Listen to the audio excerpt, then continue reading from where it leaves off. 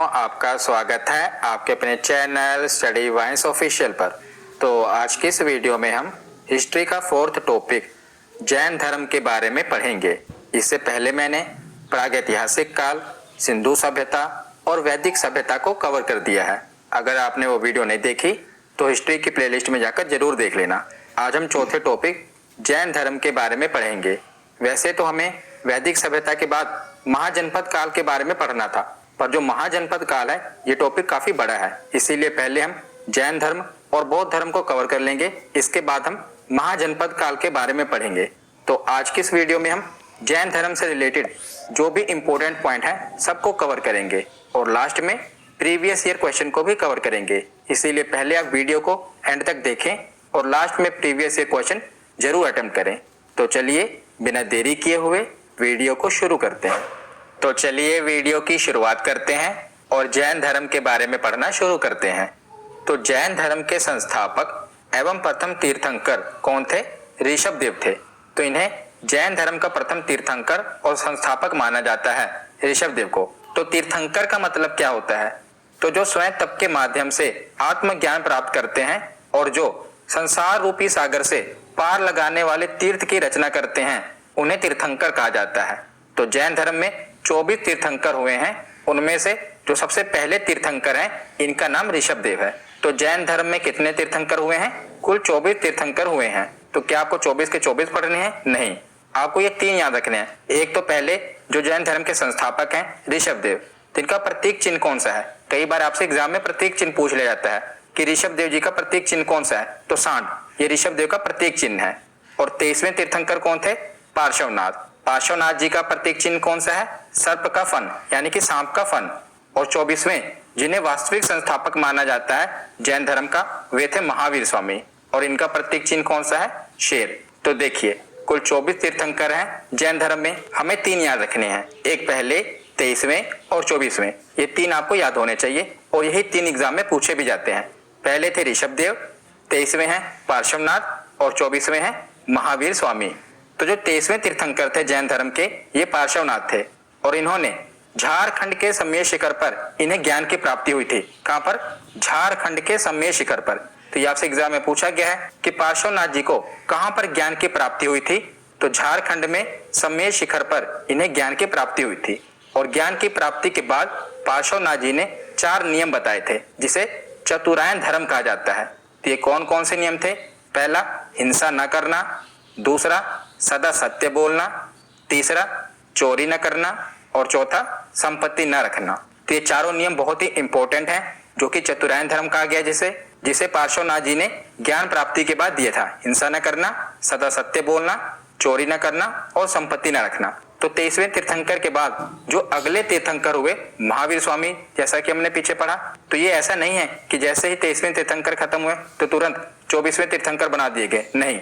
पार्श्वनाथ के बाद जब अगले तीर्थंकर बने ना महावीर स्वामी, तो वो 250 वर्ष बाद बने थे। यानी कि जो पार्श्वनाथ जी हैं, ये महावीर स्वामी से लगभग 250 वर्ष पहले हुए थे। तो 250 वर्ष बाद महावीर स्वामी जैन धर्म के 24वें तीर्थंकर बने। बहुत फासला इनमें। अगर हम ऋषभदेव जी से देखें, जो कि जैन धर्म के पहले संस्थापक थे, और महावीर स्वामी, इनमें कई हजार सालों का फर्क है। मतलब कि बहुत से वर्षों का फर्क है इनमें। अगर हम 23वें तीर्थंकर में ही देख लें तो 23वें तीर्थंकर के बाद जो 24वें तीर्थंकर बने, इनमें लगभग 250 वर्ष का फासला था। तो ऐसा नहीं है कि 23वें तीर्थंकर जब खत्म हुए तो 24वें तीर्थंकर बना दिए गए। ये मैंने इसलिए आपको बताया है। तो 23वें तीर्थंकर कौन थे? ये पार्श्वनाथ जी थे। उसके बाद आते हैं 24वें तीर्थंकर महावीर स्वामी पर। तो यही सबसे इंपॉर्टेंट है, महावीर स्वामी। तो ये जैन धर्म के 24वें और अंतिम तीर्थंकर महावीर स्वामी जी हैं और इन्हें ही जैन धर्म का वास्तविक संस्थापक कहा जाता है। तो ये जैन धर्म के वास्तविक संस्थापक किसे कहा जाता है? महावीर स्वामी को। अगर आपसे पूछा जाए कि जैन धर्म के संस्थापक कौन है, तो वो ऋषभदेव हैं। अगर आपसे ये पूछा जाए कि जैन धर्म के वास्तविक संस्थापक कौन है, तो वास्तविक संस्थापक कहलाए महावीर स्वामी जी। तो पहले इनके सांसारिक जीवन के बारे में पढ़ लेते हैं। तो महावीर स्वामी जी का जन्म 540 ईसा पूर्व में कुंडग्राम, जो कि वैशाली में है, वहां पर हुआ था। तो देखिए कई जगह पर आप पढ़ोगे कि जो महावीर स्वामी जी का जन्म हुआ है ये 599 ईसा पूर्व हुआ है। तो कुछ धार्मिक किताबों में महावीर स्वामी जी का जन्म 599 ईसा पूर्व लिखा हुआ है। पर जो इतिहासकार हैं, इतिहासकारों का मानना है कि महावीर स्वामी जी का जन्म 540 ईसा पूर्व हुआ था। तो जो इतिहासकारों का मानना है और जो एनसीईआरटी में लिखा है हम तो वही पढ़ेंगे, क्योंकि अगर एग्जाम में आएगा तो 540 ईसा पूर्व ही आएगा, क्योंकि इतिहासकारों का मानना है कि जो महावीर स्वामी जी का जन्म हुआ था ये 540 ईसा पूर्व में कुंडग्राम में हुआ था। तो महावीर स्वामी जी के पिता का नाम क्या था? सिद्धार्थ। तो जो सिद्धार्थ थे यानी कि महावीर स्वामी जी के पिता थे, ये कुंडग्राम के ज्ञात्रिक वंश के राजा थे। कौन से वंश के राजा थे? ज्ञात्रिक वंश के राजा थे। महावीर स्वामी जी की माता का नाम था त्रिशला, इनके बड़े भाई थे उनका नाम था नंदीवर्धन, और महावीर स्वामी जी की पत्नी का नाम था यशोदा। याद रखिएगा क्या नाम था? यशोदा। इनकी एक पुत्री हुई, पुत्री का नाम था प्रियदर्शनी, और इनका जो दामाद है यानी कि इनकी पुत्री का जो पति है उसका नाम था जमाली। तो ये आपको याद होना चाहिए, क्योंकि सीधा ही वन लाइनर पूछा जाएगा कि महावीर स्वामी के पिता का नाम क्या था, पत्नी का नाम क्या था, तो याद होना चाहिए। एक बार रिवीजन कर लेते हैं। पिता का नाम था सिद्धार्थ, माता का नाम था त्रिशला, भाई का नाम था नंदीवर्धन, पत्नी का नाम था यशोदा, पुत्री का नाम था प्रियदर्शनी, और दामाद का नाम था जमाली। और जो महावीर स्वामी थे इनके बचपन का नाम क्या था? तो इनके बचपन का नाम था वर्धमान। क्या नाम था? वर्धमान। ये भी एग्जाम में पूछा गया है कि महावीर स्वामी के बचपन का नाम क्या था। जब इनको ज्ञान की प्राप्ति हुई थी ना, आत्मज्ञान की प्राप्ति हुई थी, उसके बाद इनका नाम महावीर पड़ा था, उससे पहले इन्हें वर्धमान इनका नाम था। जब इन्हें ज्ञान की प्राप्ति हो गई तो इन्हें महावीर कहा जाने लगा, पहले इनका नाम था वर्धमान। तो बचपन का नाम क्या था? वर्धमान। तो सांसारिक जीवन हमने पढ़ लिया, अब हम आते हैं महावीर स्वामी के आध्यात्मिक जीवन पर। तो महावीर स्वामी ने 30 वर्ष की उम्र में माता पिता की मृत्यु के पश्चात अपने बड़े भाई नंदीवर्धन से अनुमति लेकर संन्यास जीवन को स्वीकारा था। इन्होंने अपने बड़े भाई नंदीवर्धन से आज्ञा ली और संन्यास जीवन को स्वीकार लिया, और 12 वर्षों की कठिन तपस्या के बाद महावीर स्वामी जी को ऋजुपालिका नदी के तट पर और साल वृक्ष के नीचे तपस्या करने के बाद ज्ञान की प्राप्ति हुई। और जो ये ज्ञान की प्राप्ति हुई इसे कैवल्य कहा गया। तो जैन धर्म में जो ज्ञान की प्राप्ति होती है उसे क्या कहा जाता है? कैवल्य कहा जाता है। याद रखिएगा। तो इसकी एक एक लाइन इंपॉर्टेंट है। 12 वर्षों की कठिन तपस्या के बाद महावीर स्वामी जी को ज्ञान की प्राप्ति हुई थी, और ऋजुपालिका नदी के तट पर, नदी यहाँ से पूछी जाएगी कौन सी है? ऋजुपालिका नदी। और अगर वृक्ष पूछा जाए तो वृक्ष कौन सा है? साल वृक्ष। ऋजुपालिका नदी के तट पर और साल वृक्ष के नीचे महावीर स्वामी जी को ज्ञान की यानी कि कैवल्य की प्राप्ति हुई। और जब इन्हें ज्ञान की प्राप्ति हुई तो इसी समय से महावीर स्वामी को अरहत यानी कि पूज्य, निर्ग्रंथ यानी कि बंधनहीन, और जिन यानी कि विजेता कहलाए, और महावीर स्वामी जी के अनुयायी जैन कहलाए। तो महावीर स्वामी जी ने जो अपने उपदेश दिए उसके बाद वो सभी प्राकृत भाषा में दिए। कौन सी भाषा में दिए? प्राकृत भाषा में दिए। और इन्होंने अपना पहला उपदेश राजगीर में दिया, जिसे राजगृह भी कहते हैं, और अंतिम उपदेश पावापुरी में दिया। और जो महावीर स्वामी के प्रथम भिक्षु बने उनका दामाद हमने पीछे पढ़ा था जमाली, उनके दामाद के बारे में। तो महावीर स्वामी जी का पहला भिक्षु कौन बना? इन्हीं का दामाद जमाली बना। याद रखिएगा। उसके बाद देखते हैं कि जब महावीर स्वामी जी को ज्ञान की प्राप्ति हो गई यानी कि कैवल्य की प्राप्ति हो गई, तो इन्होंने कुल 5 नियम बताए, जिसे पंचायन धर्म कहा गया। हमने पीछे पढ़ा था कि जब पार्श्वनाथ जी को ज्ञान की प्राप्ति हुई थी तो उन्होंने 4 धर्म बताए थे, जिसे चतुरायन कहा गया। उसी में इन्होंने एक और ऐड कर दिया, ब्रह्मचर्य। बाकी के 4 नियम वही है, बस एक और ऐड कर दिया गया, ब्रह्मचर्य। पहला हिंसा ना करना, दूसरा है सदा सत्य बोलना, तीसरा है चोरी न करना, और चौथा है संपत्ति न रखना। ये तो हमने पीछे भी पढ़ा, पर इसमें एक और ऐड कर दिया गया, ब्रह्मचर्य। तो ये 5 नियम महावीर स्वामी जी ने बताए। और महावीर स्वामी जी ने त्रिरत्न दिए, जिसे कहा गया सम्यक दर्शन, सम्यक ज्ञान और सम्यक आचरण। तो ये त्रिरत्न महावीर स्वामी जी ने दिए हैं, ये आपसे एग्जाम में पूछे गए हैं। सम्यक यानी कि प्योर। तो अगर मैं आपको बताऊं सम्यक दर्शन में क्या है, तो सम्यक दर्शन में इन्होंने बताया कि जितने भी जैन तीर्थंकर हैं इनके द्वारा बताए गए सभी मार्गों को आपको पूर्ण विश्वास करना है और उनके रास्तों पर चलना है। सम्यक ज्ञान क्या है? तो जैन सिद्धांतों का पूर्ण ज्ञान ही सम्यक ज्ञान कहलाता है। और सम्यक आचरण क्या है? कि अच्छे कर्मों को अपनाना है तथा बुरे कर्मों को त्याग देना है। तो ये महावीर स्वामी द्वारा त्रिरत्न दिए गए, सम्यक दर्शन, सम्यक ज्ञान और सम्यक आचरण। तो जो ये जैन धर्म है इसमें ईश्वर की मान्यता नहीं है, बल्कि आत्मा की मान्यता है। इसीलिए महावीर स्वामी ने मूर्ति पूजा और कर्म कांड का विरोध किया। महावीर स्वामी ने पुनर्जन्म को माना है, और पुनर्जन्म का सबसे बड़ा कारण आत्मा को माना है। याद रखिएगा। तो इसी के बाद 72 वर्ष की आयु में महावीर स्वामी जी की मृत्यु, जिसे निर्वाण कहा गया, 468 ईसा पूर्व बिहार राज्य के पावापुरी में हो गई। कहां पर? पावापुरी में इनकी मृत्यु हुई है, जिसे निर्वाण कहा गया 468 ईसा पूर्व। तो महावीर स्वामी जी के निर्वाण के बाद इनके दो प्रमुख अनुयायी हुए, एक स्थूलभद्र और दूसरे भद्रबाहु। तो जिन्होंने स्थूलभद्र से शिक्षा ग्रहण की उनके अनुयायी कहलाए श्वेतांबर, और भद्रबाहु से जिन्होंने शिक्षा ग्रहण की उनके अनुयायी कहलाए दिगंबर। तो श्वेतांबर यानी कि इन्होंने श्वेत वस्त्र धारण किया, तो श्वेत वस्त्र धारण करने वाले श्वेतांबर कहलाए, और दिगंबर यानी कि नग्न रहते हैं तो नग्न रहने वाले दिगंबर कहलाए। तो जो स्थूलभद्र के अनुयायी हैं ये श्वेतांबर हैं, और भद्रबाहु के अनुयायी हैं ये दिगंबर हैं। इनके बीच में जो डिफरेंस है अभी मैं आगे आपको बताऊंगा। बस अभी आप इतना जान लीजिए कि महावीर स्वामी जी के निर्वाण के बाद उनके दो प्रमुख अनुयायी थे, स्थूलभद्र और भद्रबाहु। जो इनके आगे शिष्य हुए, एक के श्वेतांबर कहलाए और दूसरे के दिगंबर कहलाए। तो आगे देखते हैं। तो अभी हमने पीछे पढ़ा स्थूलभद्र और भद्रबाहु के बारे में। तो स्थूलभद्र और भद्रबाहु ये दोनों ही मगध महाजनपद में आगे अपना प्रचार प्रसार कर रहे थे जैन धर्म के बारे में। तो महाजनपद वाली वीडियो में हम महाजनपदों के बारे में पढ़ेंगे। अभी आप बस इतना जान लीजिए कि मगध महाजनपद में ये दोनों अपना आगे प्रचार प्रसार कर रहे थे। पर क्या हुआ कि मौर्य काल में 12 वर्ष का भीषण अकाल पड़ा, जिसके कारण क्या हुआ कि जो भद्रबाहु हैं ये अपने अनुयायियों के साथ दक्षिण भारत के कर्नाटक चले गए। जो स्थूलभद्र हैं वो वहीं पर रुक गए, पर जो भद्रबाहु हैं ये अपने अनुयायियों के साथ दक्षिण भारत में कर्नाटक चले गए। और उन्हीं के साथ जो मौर्य साम्राज्य के राजा थे चंद्रगुप्त मौर्य, ये भी भद्रबाहु के साथ आ गए, क्योंकि जो चंद्रगुप्त मौर्य हैं इन्होंने भी जैन धर्म अपना लिया था और भद्रबाहु के शिष्य बन गए थे।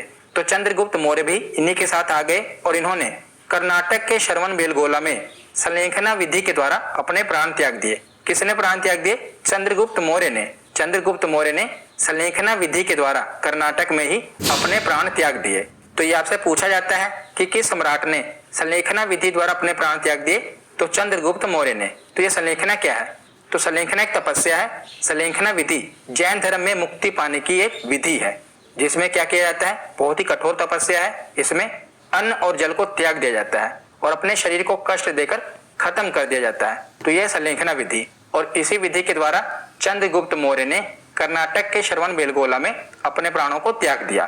तो उसके बाद जैन धर्म के प्रचार के लिए 2 जैन संगीतियां बनी, क्योंकि अब महावीर स्वामी जी का निर्वाण हो चुका है और जो जैन धर्म में आगे भी देखा गया कि बहुत सी फूट पड़ गई, जिसके कारण क्या हुआ कि सभी को मिलाने के लिए तो ये समझ लीजिए कि एक कॉन्फ्रेंस टाइप मीटिंग हुई, जिसमें प्रथम जो संगीति हुई ये 300 ईसा पूर्व में हुई। और कहां पर? पाटलिपुत्र, जो कि आज का पटना है। यहाँ पर प्रथम मीटिंग हुई, जो कि किसके अध्यक्षता में हुई?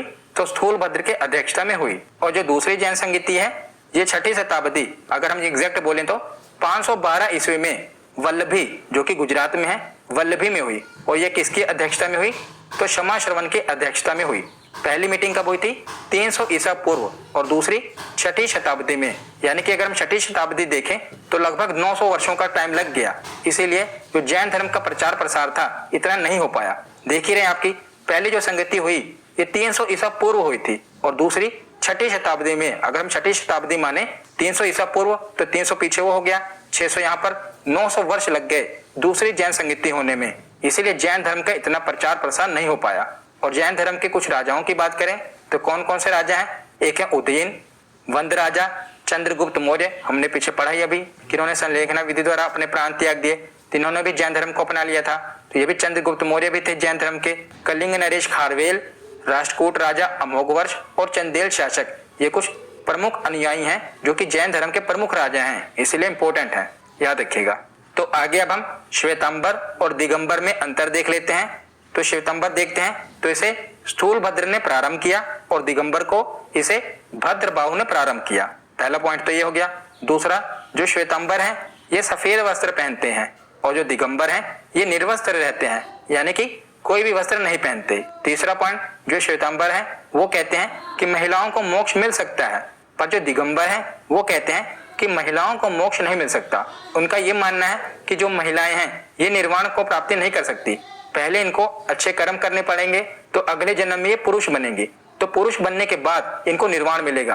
तो दिगंबर का मानना है कि महिलाओं को मोक्ष नहीं मिल सकता, अगर उन्हें मोक्ष की प्राप्ति करनी है तो अच्छे कर्म करने पड़ेंगे, उसके बाद उन्हें पुरुष की योनि मिलेगी, तो जब पुरुष की योनि मिलेगी उसमें वो अच्छे कर्म करेंगे तब उनको निर्वाण की प्राप्ति होगी। तो ये दिगंबर का मानना है कि महिलाओं को मोक्ष नहीं मिल सकता और श्वेतांबर के अनुसार महिलाओं को भी मोक्ष मिल सकता है। चौथा पॉइंट है, श्वेतांबर का मानना है कि जो 19वें तीर्थंकर हुए जैन धर्म के मल्लिनाथ वो एक महिला थी, पर जो दिगंबर हैं उनका मानना है कि जो 19वें तीर्थंकर थे मल्लिनाथ वो पुरुष थे, क्योंकि इनका तो मानना है ना कि महिलाओं को मोक्ष ही नहीं मिल सकता, तो जो इनके तीर्थंकर हुए वो कैसे महिला हो सकती हैं। तो इनका कहना है कि वो महिला नहीं थी, वो पुरुष थे, पर जो श्वेतांबर हैं उनका मानना है कि वो एक महिला थी। इनमें ये भी विवाद है, इसलिए याद रखना। उसके बाद 5वां पॉइंट है, श्वेतांबर के अनुसार जो महावीर स्वामी थे वो विवाहित थे, पर दिगंबर मानते हैं कि महावीर स्वामी विवाहित नहीं थे। यह भी बहुत बड़ा मतभेद है कि महावीर स्वामी विवाहित थे, श्वेतांबर का मानना है, पर दिगंबर कहते हैं कि महावीर स्वामी विवाहित नहीं थे। तो ये कुछ अंतर है जो कि श्वेतांबर और दिगंबर में है, मैंने आपको बताया। उसके बाद आगे चलते हैं, तो आगे देखते हैं जैन साहित्य। तो जैन साहित्य किसी एक काल की रचना नहीं है, इसका संकलन भिन्न भिन्न कालों में हुआ है। जैसा कि हमने पढ़ा कि ऋषभ देव से लेकर महावीर स्वामी तक कई वर्षों का फर्क है, तो ये किसी एक काल की रचना नहीं है। और जैन साहित्य को आगम कहा जाता है, आगम यानी कि सिद्धांत।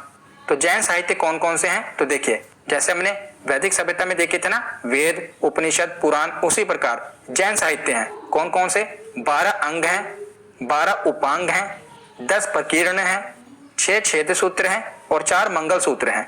ये इनके साहित्य हैं। तो आपसे ऐसा पूछा जा सकता है कि जैन धर्म में कितने अंग हैं या जैन धर्म में कितने छेद सूत्र हैं, तो 12 अंग, 12 उपांग, 10 प्रकीर्ण, 6 छेद सूत्र और 4 मंगल सूत्र, ये जैन धर्म के साहित्य हैं। नंबर आपको याद होने चाहिए। उसके बाद आगे देखते हैं प्रमुख जैन मंदिर।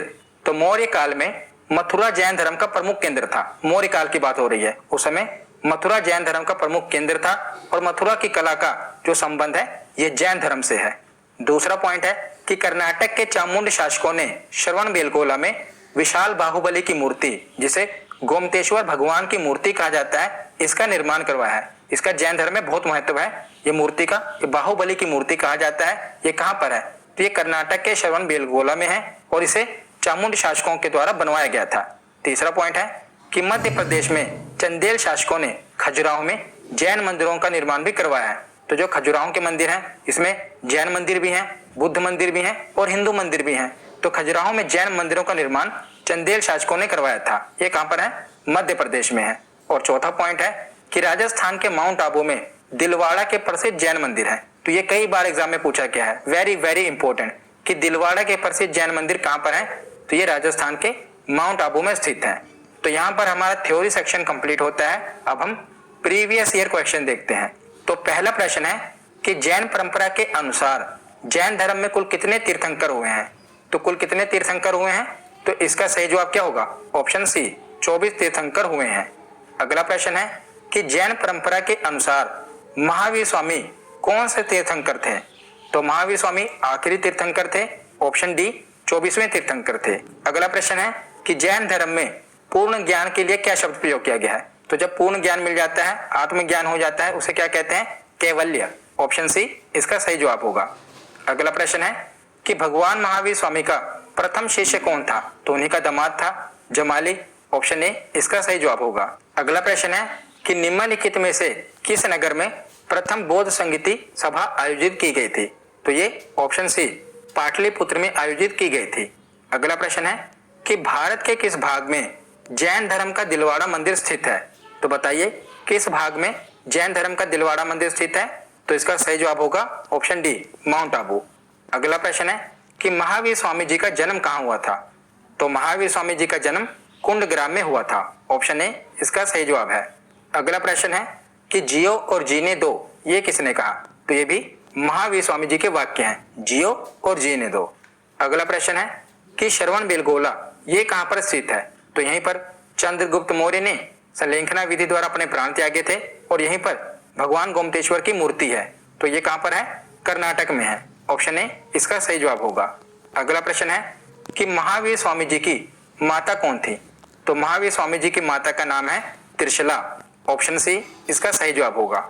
अगला प्रश्न है कि जैन धर्म के संस्थापक कौन है। ध्यान से सुनिएगा, यहाँ पर क्या लिखा हुआ है, जैन धर्म के संस्थापक कौन है। तो ये है ऋषभ देव, ऑप्शन डी इसका सही जवाब होगा। अगर ये प्रश्न होता कि जैन धर्म के वास्तविक संस्थापक कौन थे, तो है महावीर स्वामी। पर अगर पूछा जाए कि जैन धर्म के संस्थापक कौन थे, तो वो पहले तीर्थंकर होंगे ऋषभदेव। ऑप्शन डी इसका सही जवाब है। अगला प्रश्न है, ज्ञान प्राप्ति से पूर्व महावीर जी का नाम क्या था? तो ज्ञान प्राप्ति से पूर्व इनका नाम था वर्धमान, और जब इनको ज्ञान की प्राप्ति हुई तो इनका नाम पड़ गया महावीर। पहले क्या था? वर्धमान। तो ऑप्शन सी इसका सही जवाब होगा। तो आज की ये वीडियो यहीं पर खत्म होती है। कैसी लगी ये वीडियो कमेंट